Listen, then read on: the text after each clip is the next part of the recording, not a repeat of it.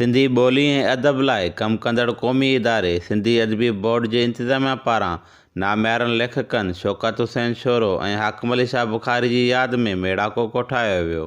मेड़ाके में doctor Abdul Ghaffar Soomro, doctor काज़ी खादम, doctor तेमीना मुफ्ती, ताज जोयो, असद जमाल, न्याज़ पंवर, ज़ैब सिंधी, डॉक्टर नवाब काका, महबूब सिंधी, गुलबदन जावेद मिर्ज़ा, रेहाना नज़ीर ऐं ॿियनि शौकत हुसैन शोरो ऐं हाकिम अली शाह बुखारी जी इल्मी ऐं अदबी ख़िदमतुनि तोड़े संदनि ज़ाती ज़िंदगी जे मुख़्तलिफ़ पहलुअनि ते ख़्यालनि जो इज़हार कयो। शौकत हुसैन शोरे सिंधी कहाणी जी त ख़िदमत कई, इल्म अदब जी ख़िदमत कई।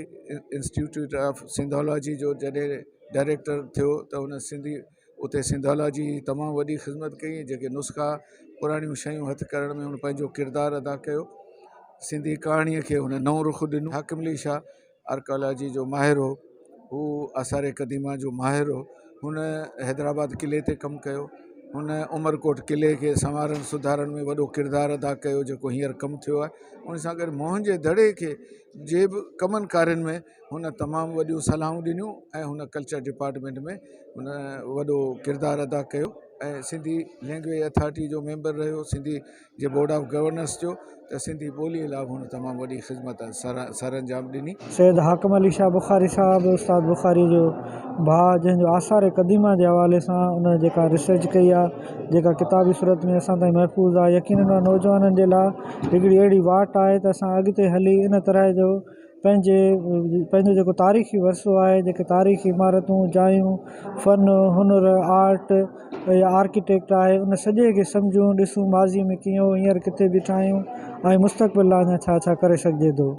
साॻी तरह सां ॿियो असांजी सिंधी ॿोलीअ जो तमामु वॾो ड्रामा निगार, कहाणीकार ऐं नक़ाद साईं शौकत हुसैन शोरो साहब, जेको पंहिंजी शख़्सियत में घणनि ई रुखनि खां, घणनि ई हवालनि सां बिल्कुलु ई निरालो ऐं मुनफ़रिद शख़्सियत जो मालिक हो, जेको हिंद ऐं सिंध में साॻी तरह सां मक़बूल हुयो, जंहिं वटि कहाणी लिखण जो, ड्रामा लिखण जो पंहिंजो हिकिड़ो ॾांहुं हो। हुन जूं केतिरियूं ई मिसाली कहाणियूं आहिनि, ड्रामा हुन जा बाख, मिल्कियत, धुबण हिकिड़ा मिसाली ड्रामा हुआ। ही ॿई जेके शख़्सियतूं असांखां विछड़ी वियूं आहिनि, ॿई पंहिंजी पंहिंजी जाइ ते तमामु मोतबर शख़्सियतूं हुयूं। हिकिड़ो आर्कियोलॉजी जो माण्हू हुयो ऐं हिकिड़ो जेको आहे सो फिक्शन राइटर हुअण सां गॾु हिकिड़ो कलम नसर जो बि लेखक हुयो। ऐं ॿई माण्हू ॿिन्ही जी तक़रीबन नेचर मिलंदड़ हुई। इन करे त हुननि जी जेका ख़ामोशी आहे, हू घटि ॻाल्हाईंदा हुआ, हू ख़ामोशी सां कमु कंदा हुआ। हुन ख़ामोशीअ सां सिंध खे घणो कुझु ॾिनो, सिंधी ॿोलीअ जी झोली भरी। शौकत शोरो साहिबु ॾाढो सुठो इंसानु हुयो ऐं सिंधोलॉजी में या सिंधी अदबी बोर्ड में ॾाढो सुठो हुन कमु कयो। ऐं मां सम्झां थी त हीअ असांजे हींअर असां वटि मौजूदु न आहे, त हीअ असांजे सिंध जो तमामु वॾो लास आहे। शौकत शोरो सिंधी कहाणीअ में हक़ीक़त निगारी, सरियलिज़म, जदीदियत ऐं जदीदियत पुॼाणा जे लाड़नि ते ट्रेंड सेटर कहाणीकार हो। हुन जा कहाणियुनि जा 4 मजमूआ छपियल आहिनि ऐं 100 साला सिंधी कहाणी ऐं जो हिकिड़ो इंतिखाब हुनजो छपियल आहे। शौकत हुसैन शोरो ड्रामा जो तमामु वॾो लेखक हो ऐं हुनजी हिकिड़ो विकल्प पहलू इहो हो त हू सुठो एडिटर बि हो। हाकिम अली शाह परॾेही साज़नि ते किताबु लिखियो आहे, तामीरात जी लुग़त लिखी आहे, तिजारत ऐं बैंकारीअ जी लुग़त लिखी आहे, M.H. पंवर जी आत्मकथा जो तर्जुमो कयो आहे। उनखां सवाइ हुन सिंध जे क़दीम आसारनि ते, बलूचिस्तान ऐं सिंध जे क़दीम आसारनि ते डायरेक्टरियूं लिखियूं।